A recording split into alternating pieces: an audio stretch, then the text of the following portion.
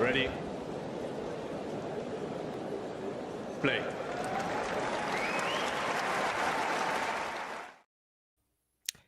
Good afternoon, good evening, or good morning, as it is Eastern time where Brian is. How are you doing today, Brian? John, I'm doing well. It is morning time. It's just over the 10 o'clock hour here on the East Coast in North Carolina.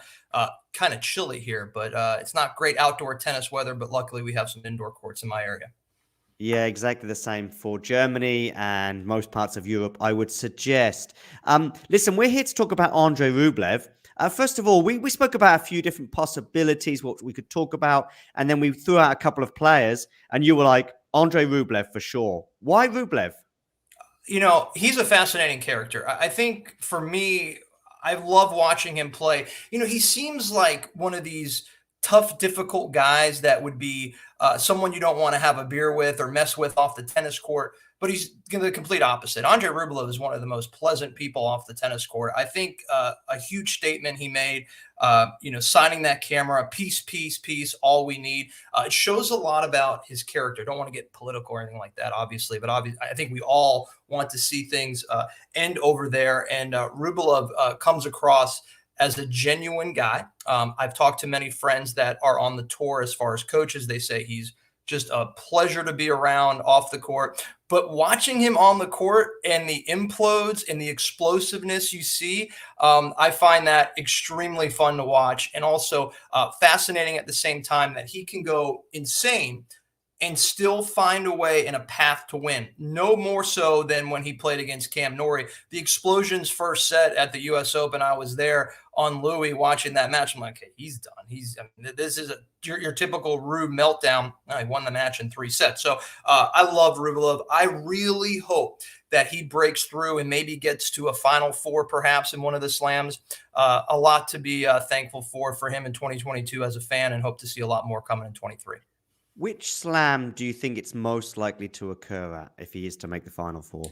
Yeah, the slip up last year was the Australian Open as the 5 seed. I thought he had a pretty good path, and I'm going to go ahead and use that same tournament just about 3 to 4 weeks away. I mean, I think this is the right surface for Rublev. The U.S. Open, his best run. He just kind of ran into a buzzsaw in America against everybody's favorite player at the time, Tiafoe. Tiafoe, I think, won maybe 15 out of 16 tiebreakers this fall. So, and unfortunately, Rublev was a part of 2 of those. So I'll say Australia, maybe the U.S. Open. Really hard to figure out if Rublev is a capable grass court player. Obviously, last year was unfortunate that him and his compadres weren't able to play in that. And, listen, he had a great French Open run. He had a chance to beat Cilic in the quarterfinals. That was shocking that he was that close to reaching the Final Four, as you just mentioned. So I'll say Australia, and I apologize that my dog is ready to bark at at the guy that's about to take our trash. But I'll throw out the Australian Open. I hope he has a good draw and a chance to get to the semis.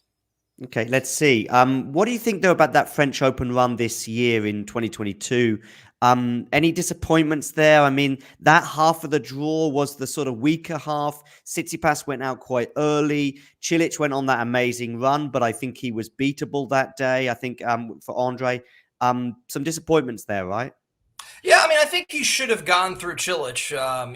Probably the better matchup for him would have been play Cilic on the red clay, but I don't think he gets by a very patient Casper Ruud or Rafa Nadal. Obviously, Rafa Nadal was, he was playing lights out tennis from January through early June last year until the injury in England. So I think, if Rublev gets to the Final Four, I can't remember his draw. Was it Ruud in the semifinals that beat Cilic? Yeah. So I still give Casper the edge there. Casper's just too patient for Rublev right now, especially on a slower surface. So I don't think it was a disappointing tournament. I think just the result where he had chances to beat Cilic, certainly he can look back and say, man, I was as close as it gets to reaching a semifinals. I give the edge to Casper Ruud there. As someone who bets tennis and I consider myself a good handicapper, probably would handicap Ruud at maybe minus 150 or minus 160 as a favorite there. So him losing to Ruud wouldn't have been a surprise.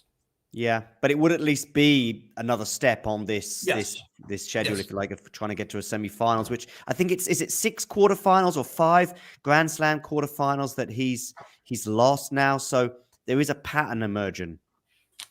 Yeah, I mean, listen, I think as a competitive tennis player, everyone's had their roadblocks, right? Oh, I just can't win this I can't get to the semifinals, I can't get to the finals. And I think, year by year, we've seen a lot of this happen. Look at Medvedev, who, finally broke through, beat Djokovic at the US Open a few years ago. I think this is the year Rublev does it. It's really the difference between Rublev and those great three players, such as, the big three, right? Djokovic, Nadal, and Fed is he needs a path. He needs the right matchups. Unfortunately for him, he needs those right matchups.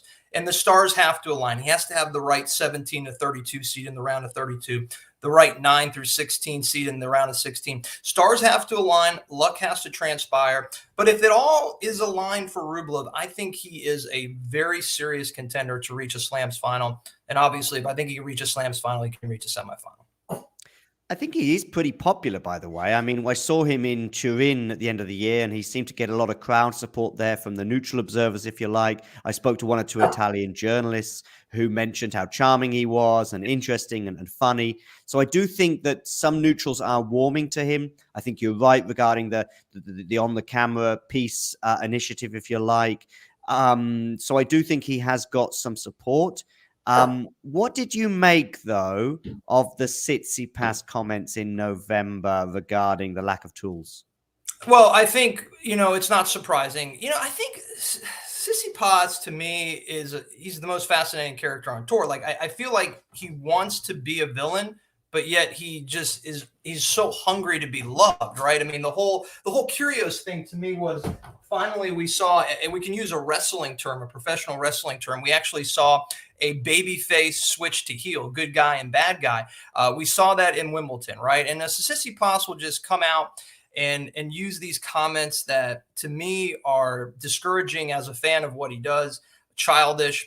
I don't think there was too much intent there, because I do think these two guys have a ton of respect for each other. Rublev's tools, I got to say, Tsitsipas has the overall better tools, quote unquote. I think Tsitsipas's serve is vastly better. That's one thing Rublev really needs to work on, his second serve. I mean, that's a huge liability. Backhand, I think it goes to Rube. I think the shanks of Tsitsipas are absolutely out of control at huge times. Forehand, probably Tsitsipas. Volleys, probably Tsitsipas, but the tools are there for both players. Really immature move, but no big intent. I don't take this situation and put a lot of emphasis on how bad of a person Tsitsipas is, like a lot of people say. Just a childish mistake. I think he understood he made a mistake, and I think these two are going to be close friends for years to come, and also competitors. By the way, close competitors, certainly. I think it's 6-5, the head-to-head. So they've played each other 11 times. That's obviously not including yesterday's match as an exhibition. But they are pretty closely matched in terms of on the court. Yeah, I mean, there's not a huge variance between the two. I also think, Rublev can get him in the right spot indoors. Rublev is the better indoor player, I think. I'd love to see the head-to-head on clay. I would imagine Steph probably has the better record there. But I remember them playing at the quarterfinals a couple of years ago at the French Open, and Tsitsipas won. Yeah, Tsitsipas is the better clay court player, without a doubt. I think that I think Rublev and Steph will probably have very similar resumes at the end of the day. I think it's Medvedev who probably emerges when we look back 10 years from now as let's see. I mean, he's being a new father, I think, has changed his persona a lot. But I think Medvedev eventually will figure this out, being a dad and getting back to his form in 2020 and 2021 to be the best of these young guys. But to compare the two, I maybe a slight edge to Tsitsipas as you show the record here, 6-5 wins. It's all predicated on surface, though.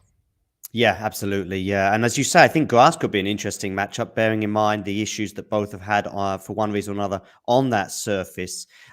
Listen, what about Rublev's temperament? We did touch on it. It is something that cannot be ignored. I know Craig O'Shaughnessy thinks that basically he sort of cost himself a little bit in Turin. He was playing Djokovic. Things were going fine. I think they were on serve. He had a breakdown, if you like, or a meltdown.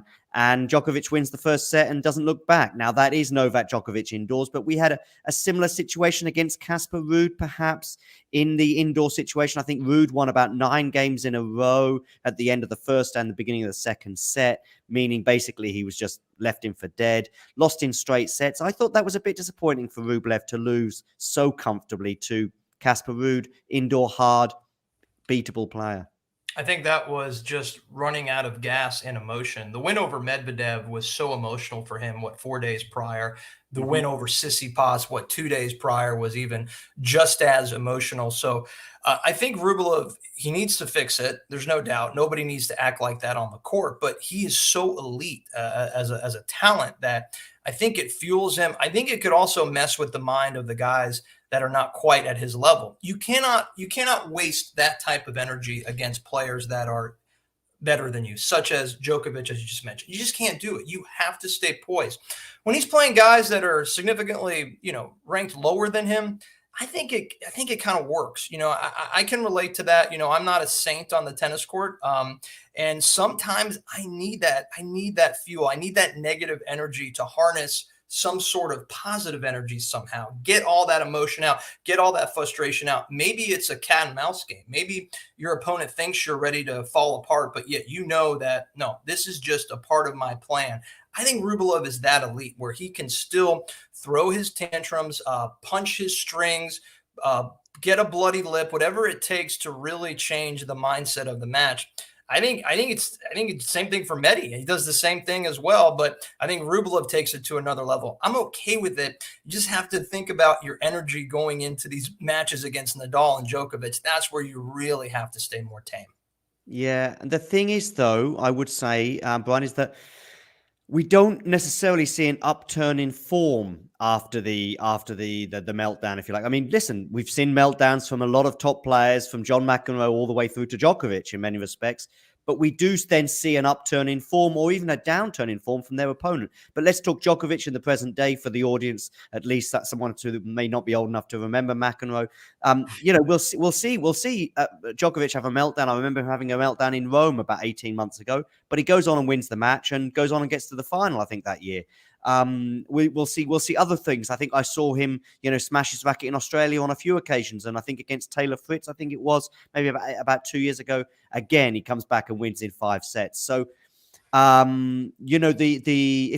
we see the aggression, if we see the anger, but then we see, okay, he needs this, and he's feeding positively off this, and maybe even his opponent's feeding negatively off it. I think that's one thing. The problem with Rublev is we don't necessarily see a shoot up in form afterwards. Yeah, I think that the one example where we kind of saw the level change was at the ATP Tour Finals when he blew the first set against Medvedev 7-6. I mean, he should have cruised through that first set. He got pretty upset, right? But man, early break and then figured out a way to win. I think it was at the bloody knuckles match. I can't remember. There's so many incidents with Rublev over the years where he's done so many wild things.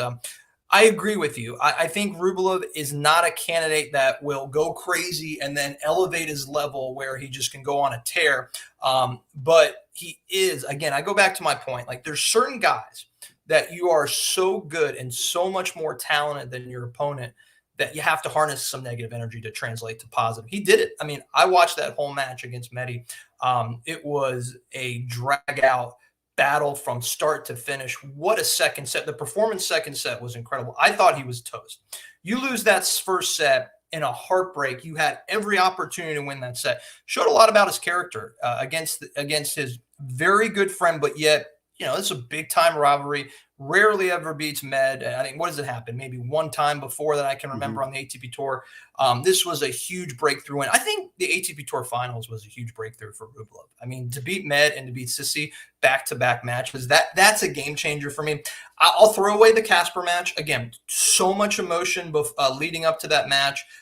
That's the worst matchup possible for anybody, is to play someone with that kind of patience, not flashy, not going to give you any points after going through those 2 wars that he did with the 2 previous guys I mentioned. So I agree with you. He's got to figure this out. He's got to figure out a way to keep the emotions more so in check, especially against these grueling, long matches against elite players. Yeah, I will say this regarding that Medvedev match. He basically won 3 sets. It was a best, Yeah. it was first to 2 sets, but he won that first set. I Yeah. don't, and I don't think he necessarily lost it. I don't know what happened in that tiebreak. He was the better player for 12 games.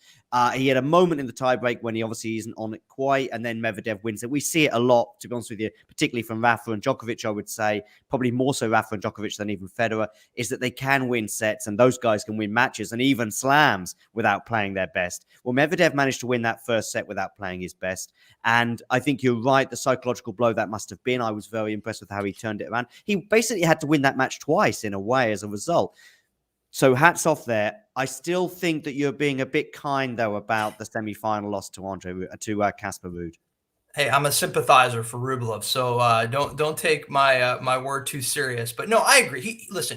It's still a massive match, a tremendous opportunity to win that match and have a chance to play against the guy. Let's just face it, Djokovic was pretty shook up, right? I mean, what Djokovic did against Medvedev with the whole shaking incident that I've never seen before. I've never seen that guy not be human, right? So there was an opportunity for Rublev to win that match and maybe, hey, a puncher's chance against Djokovic in the finals. Opportunity lost. Yes, I'm being kind to Rublev, but I do think it was a brutal matchup based on the emotions.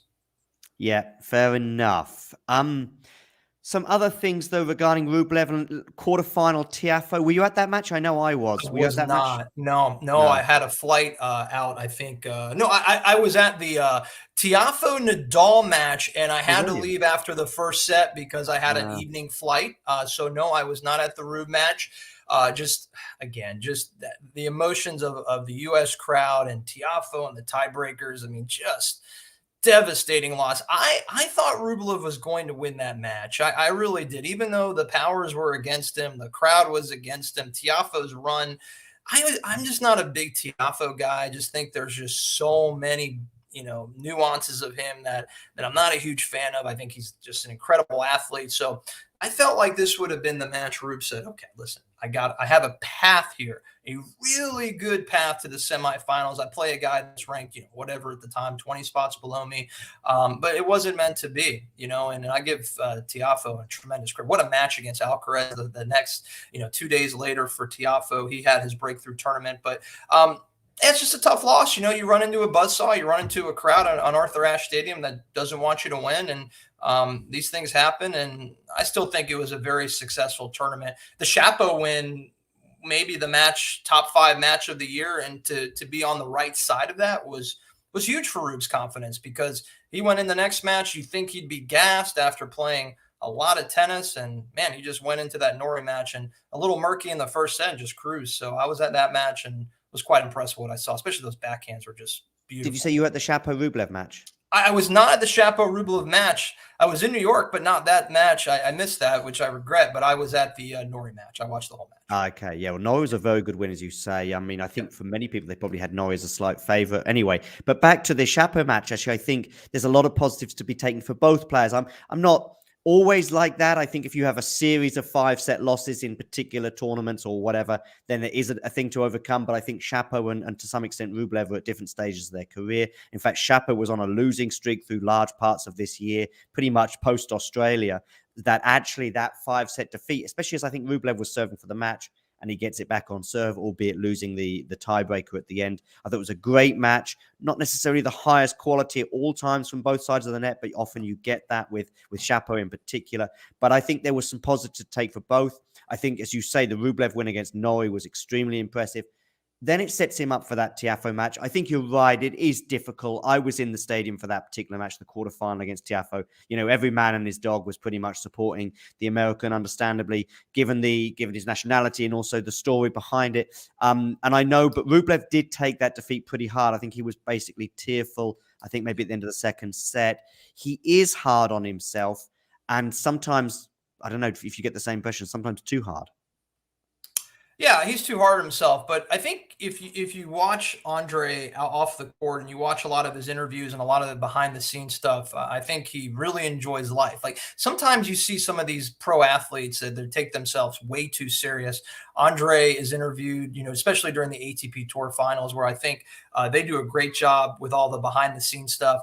And Andre is answering questions with a smile always, and I don't know the answers. I don't know this. I don't know that. He doesn't take himself too serious, which I love. And yeah, it's a heartbreak loss, you know. And I think what the character shows me is that, you know, 2 months later, you know, he put it away, he put it to the side, and he had I thought, a very good ATP Tour Finals. I mean, a couple things go wrong in the Rude match, and that's it. You know, that's the end of the tournament. But I think the Medvedev and Tsitsipas wins are so big for him going into 23. Confidence that he can beat these guys on hard courts, and no bigger event on hard courts for the first half of the year coming up in a month from now. Yeah, right. What would constitute a good 2023 for Andre? Well, I think a top 10 finish, that's obvious. I think, you know, he's right now sitting, you know, in the 7 to 10 hole consistently, but I think his goal will be top 5. In order to get to the top 5, you got to reach the quarterfinals at least 2 or 3 times for sure. I think he needs to win a few tournaments at the 500 level or higher. I think, I don't want to speak for his goals or for Vicente's goals. I can't speak of that. But I think the obvious answer is we got to get to a finals. We got to get to a Final Fours. We got to figure out a way to win one of these tournaments. So a good 23 for me is you win, you know, a handful of tournaments, really solid, you know, 6 or 7 events. You finish in the top 10. That's still really amazing. Ultimate goal, yeah, I would say probably you got a quarter nearly every one of these Grand Slams with the talent that you have.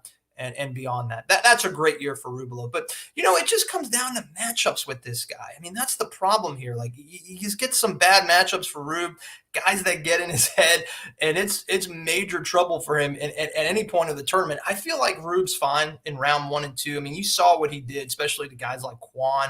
These guys he can just tear apart, right? They're just not on the same level, same power as him. But once we get to the round of 32, it gets a little murky. So Rublev really has to have good paths. I keep pressing that. Same thing with Tsitsipas. Those two guys, it's just like it's all about matchups and paths. Those two guys just really have to have the right path to get to where they need to be. So, yeah, I mean, 2023, I think the ultimate goal is semifinals or better for Rube, and at least quarter nearly every one of these slams, at least 3 out of 4. Yeah, and I think beyond that, I think a semi-final would be you know, progress, and as you said, top 10 finish. I also think this win-loss record is okay. In fact, it's very good. I mean, probably a lot of people with worse win-loss records still make Grand Slam semi-finals, especially those with a specific surface concentrate, if you like, or having going on a memorable run like Tiafoe did in New York. But if you can also, again, the number of titles here, again, that's great. I mean, I think that's maybe even more than Rafa this year. I think he won 3. The thing is, though, Rafa won 4 as well. But the thing is, 2 of the 4 that Rafa won were Grand Slams. If, for example, he wins 4 titles again in 2023, but one of them is a Masters 1000. Of course, if it's a Grand Slam, great. And perhaps Monte Carlo, I know you touched upon his clay court prowess or abilities or otherwise there, but I know we got to the final in 2021, lost to Steph in that final. Sometimes going into Monte Carlo right now, given where Djokovic and Nadal are in their careers, they are sort of, you know, beginning their build-up, if you like, with Monte Carlo through to the French Open. So I think for both of those players, we have seen them off color in that particular Masters 1000. I know neither of them has made the semi-finals in the last couple of years. I know Nadal was injured this year, but the previous year he lost to Rublev, actually, so which is a really good win for Andre. And then also Djokovic this year went out to David Fokina quite early, and also last year lost to Dan Evans in an inexplicable result. But we won't dwell on that because he went on to win the French Open. So I think if you can get a big title amongst those 4, he's obviously already won 250s and 500s. If he can win 1 Masters 1000 and reach a Grand Slam semi, I know you said 3 quarterfinals. I think if he got to 1 semi and went out early in the other 3, then that would arguably be an improvement on this year. Yeah, I think so. You can make an argument with either, you know, either result, whether it's a 3 quarterfinals or 1 semifinals. I think, you know, the 1000 that, you know, Rube really needs to emerge and step up would be in California or Florida. I mean, Indian Wells and Miami, those are 2 tournaments where Rublev really needs to step it up. We saw what Taylor Fritz can do. We saw what Hubie could do in the past. Carlos obviously making his name down in Miami Gardens back in March. So Rublev, the opportunity is there. There is no reason why he cannot do what Carlos Alcaraz and Taylor Fritz did in 2022 this spring. I think Indian Wells to me is interesting for him. The wind. I mean, Rublev seems like a guy that would you know, struggle more so than anyone. Pretty erratic. Same thing with Tsitsipas. Those are 2 guys that I'm not sure I like betting on in windy, colder conditions. That would scare me a little bit, but I think Miami sets up well for Rublev. Brian, anything I've missed in terms of Andre? You touched on his coach earlier. I don't know how important you feel he is. He's not someone as prominent as perhaps other coaches on the tour. Brian, you got some thoughts on his coaching situation? I love Vicente. I mean, Vicente was a great player from Spain. He's only a few years older than me, born in 1977. I was born in 80, so I kind of remember Vicente. He was a great player. I mean, listen, what is the ATP Tour Coach of the Year? 2020, perhaps? 2 years ago. So I think he's done wonders with Rublev. I think he's able to harness the energy very well. I love the back and forth with him. I had a chance to sit pretty close to Vicente at the U.S. Open and watch it unfold. I was more intrigued by the dialogue with Vicente and Rube. You know, Rube with his hands screaming at Vicente after missing an easy shot. And yeah, Vicente's, whatever, figured out. You know, he needs him. And I think it says a lot these days to be with a coach for what? I mean, 2 years is like what? I mean, a miracle at this juncture. Well, more so on the WTA tour. These ladies are dropping their coaches left and right. But I think that Vicente has done a phenomenal job, as I see here on your screen. 2020 Coach of the Year. Obviously, didn't have the chance to win it this year. There were some amazing candidates, to some players that had great 2022s. But no, I think he's a huge part of his path, and I hope they stay together. I just want to see coaches stay with their players together for a long time. That's what I want to see in this game. I think it's very important. Yeah, I did see some nice comments from Medvedev about his coach, of course, and I've seen other players very supportive of their coach. I know Dominic Thiem has been with his guy for a while. So Nicolas Massou. So I think you're right. I think stability tends to breed success rather than chopping and changing all the while. I think probably the best example, if you like, of just timing the changes right has been Roger Federer. I like the way that he sort of had 3 or 4 years, generally very successful, then just takes it up a notch with a different coach and so on and so forth, and arguably none more so than Ljubicic, his final coach in 2016, and for that final stretch where Federer just came back, if you like, and did some great stuff on the court. Any final points on Andrey Rublev? Have I missed anything regarding 2022 or 2023 in particular? No, I think we hit on some great points. I think, you've alluded to what transpired. I think the French Open opportunity was brutal for him. Obviously, the path was there to play to play Casper Ruud, and of course the opportunity in the U.S. Open, lost there with Tiafoe. So quarterfinals, they were there.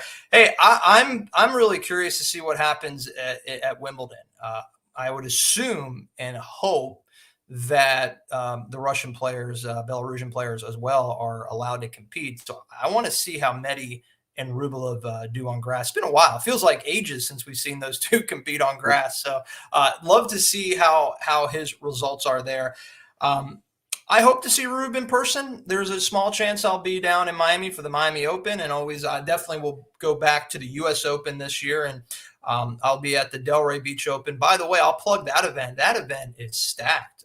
They have some great players: Taylor Fritz, Tommy Paul, Shapo, defending champion Cam Norrie. It's a great 250 down in Delray Beach, Florida. If you folks, if you're watching this, listening to this, and you have the ability to get down to Delray Beach, beautiful venue off of Atlantic Avenue, a ton to do. Delray Beach Open, President's Day weekend. I'll be there. Can't wait to see these guys live in action. And talking of which, if you want to catch Brian on Twitter, I'll just shared your Twitter page there. What's your Twitter handle? Yeah, it's at Rosenthal Razor. Razor's my nickname that was given to me several years ago as a tennis player, and just kind of resonated for years to come. And some of my closest friends call me that. So at Rosenthal Razor on Twitter. Great. So give him a follow and keep up to date with all things tennis as you can here on the channel. Talking of which, this evening we've got our first of 7 episodes, I think it is altogether. At least 7 at the moment have been recorded on Matches of the Year. That'll be on at 2 p.m. Eastern Time, 7 p.m. GMT, 8 p.m. Central European Time, and various times elsewhere. So make sure you hit that like button, subscribe to the channel, and also hit the notification bell, and then you'll get, Talking Tennis is on right now. Brian, I just want to say a big thank you for stopping by. Thanks for having me. I'd love to join you again. This was a blast. Love talking tennis, and I know there's tennis going on right now. All the best to the folks that are doing this. I hope it works out. I hope that people are watching. I'll put it on. I have to admit, a little leery of taking it serious, but I think it's great to have an event around Christmas time. But super excited for what is about to transpire in about 3 weeks. Yeah, definitely. Yeah, that's when things really get serious. But yeah, tennis has barely stopped for a breath of fresh air, and it's already beginning again. But I think you're right. So after Christmas, the United Cup in particular, and the 250s that are really stacked at the beginning of the year will be particularly interesting. And then, of course, it's the Australian Open, and then we're full speed ahead. Brian, just again, thanks very much. Thank you. Appreciate it very much. Have a great holiday season. Yeah, and to the rest of you, I will play you out with this short little clip. If you enjoyed this video, make sure you hit that like button. Don't forget to subscribe and click that notification bell so you don't miss out on all things tennis.